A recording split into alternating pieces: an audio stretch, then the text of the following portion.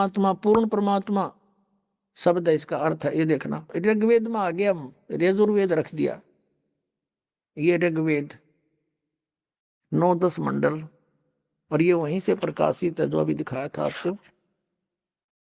ये सार्वदेशी कार्य प्रतिनिधि सभा, ये सारा वही है, ये वाला ये ऋग्वेद है। अब ऋग्वेद मंडल नंबर 9 और सूक्त नंबर 1 के यहाँ तक ये 6 तक तो 1 से लेकर 6 तक तो परमात्मा लिखते रहे। और यहाँ देखा है निदानंद तो निराकार बताओ था, राग साकार पा गया, यहाँ पुरुष लिखना शुरू कर दिया। यहाँ देखो अब 8वें में क्या लिखा है कि उस ऋग्वेद मंडल नंबर 9 सूक्त 1 मंत्र 8 में उस पुरुष को यानी उस पूर्ण परमात्मा को उग्र गतियां प्रेरणा करती हैं कि हाहाकार मच जाती है जो संसार में, तब वो परमात्मा आते हैं, प्रेरणा करती हैं। और भासमान शरीर को, सुंदर शरीर को वो परमात्मा, वो पुरुष प्राप्त होता है, वो पूर्ण परमात्मा प्राप्त होता है, यानी वो एक सुंदर शरीर धारण करता है। और देखो उसी का शेष भाग यहाँ पर है ऋग्वेद मंडल नंबर 9 सूक्त मंत्र 1 मंत्र 8 का। और जिसमें 3 प्रकार से दूसरों का वारण यानी कल्याण करने वाला मधुमेह शरीर मिलता है। वो परमात्मा 3 प्रकार के शरीर को प्राप्त होकर सबकी धारण पोषण सब करता है। उसी से दूसरों का वारण करना, कल्याण करने के लिए 3 प्रकार से दूसरों का वारण करने वाला मधुमेह शरीर मिलता है। 3 प्रकार के शरीर में व्रत। आगे देखना, हम अपने मतलब की बात पर अब आए हैं। ऋग्वेद मंडल नंबर 9 सूक्त 1 मंत्र 9 में क्या कहा है कि उस सोम माने परमात्मा है। इन्होंने तो जहां पर इनकी बुद्धि बिगड़ी वहां इन्होंने अनुवाद अनर्थ करने शुरू कर दिए। सोम माने परमात्मा लिखना चाहिए था। ये देखो ऋग्वेद मंडल नंबर 9 और सूक्त नंबर 1 के मंत्र नंबर 1 में सोम माने हे सोम स्वभाव परमात्मन, यहाँ तो परमात्मा लिख दिया और यहाँ डंगा डाल दिया। ऋग्वेद मंडल नंबर 9 सूक्त नंबर 1 मंत्र नंबर 9 में क्या लिख दिया कि उस सोम स्वभाव वाले श्रद्धालु पुरुष को, इन्होंने सोचे पुरुष पारस को आदमी के विषय में क्या रखा होगा। सोम माने उस अमर पूर्ण परमात्मा को जो शिशुम, ये शिशुम शब्द है, जो शिशुम यानी शिशु रूप में जो प्रकट होता है। अभी अधन्या, अभी माने पूर्ण रूप से, अधन्या माने बिना दनाई, जिसको अभी अधन्या माने जाकी संग बैल नहीं लागा, यानी कंवारी बछिया, धेनो माने गौवे तृप्त करती है। यानी उस पूर्ण परमात्मा की जो शिशु रूप में प्रकट होता है, बालक रूप में प्रकट होता है, सब ओर से अहिंसनीय नहीं, अधन्या बिना दनाई। गऊ को हम किसान परिवार में जन्म है, हम खूब समझते थे कि ये बिना दनाई गऊ है, अधन्या है। अभी अधन्या कंवारी गायों से, गौओं से उसके परवरिश की लीला होती है। कंवारी गौवे उस परमात्मा को जो शिशु रूप में प्रकट होता है उसको तृप्त करती हैं, यानी परवरिश की लीला कंवारी गायों से होती है। ये वेद प्रमाण कर रहा है। अनंत कोट ब्रह्मांड का एक रति नहीं भारे, सतगुरु पुरुष कबीर हैं ये कुल के सिरजनहारे। परम पिता परमात्मा पूर्ण ब्रह्म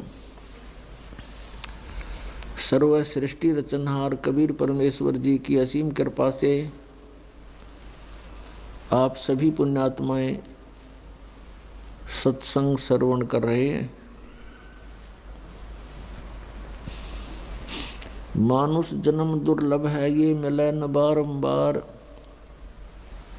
तरवर से पत्ता टूट गिरे वो भौर नहीं लगता डार। मानुष जन्म पाए कर जो नहीं रटे हरि नाम, जैसे कुआ जल बिना फिर बनवाया क्या काम। पूर्ण ब्रह्म परमात्मा सत्य पुरुष असंख्य ब्रह्मांड के रचनहार कबीर देव कबीर साहिब जी, ये हम सभी प्राणियों के उत्पत्ति करता है, ये हम सभी के पिता हैं। और पुण्यात्माओं, आप यहाँ काल के लोक में फंसे हुए हो। आप जी को यहाँ बाई फोर्स रखा हुआ है। विवश करके, आपको मिसगाइड करके, जैसे एक आप फिल्म देखा करते थे जो खलनायक होता था, वो व्यवहार आज यहाँ हमारे साथ यहाँ का स्वामी, यहाँ का प्रभु ये ब्रह्म कर रहा है, ज्योति निरंजन काल कर रहा है। हमें किसी भी वस्तु से यथार्थता उसकी परिचित हमसे नहीं होने देता। हमें ये नहीं मालूम हम कौन हैं, कहाँ से आए थे। हमारे को ऐसा शरीर दे दिया, इसमें हर समय कोई ना कोई समस्या बनी रहती है। ऐसे लोक में हमारा जन्म कर दिया, यहाँ आपदाएं आपदाएं ही हैं। हिंसक पशु पक्षी बना दिए हमारे में से ही, एक दूसरे को प्रताड़ित करने के लिए। मच्छर बना दिए, मक्खी बना दी, और भी भयंकर बिच्छू बना दिए, बिरड़ और ततैये बना दिए, सर्प बना दिए, जंगली जानवर शेर बना दिए। हम यहाँ काल के लोक में रह रहे हैं और काल हमारे साथ प्रतिशोध ले रहा है। उस परमेश्वर का, कबीर परमात्मा से प्रतिशोध ले रहा है और हमें परेशान कर रहा है।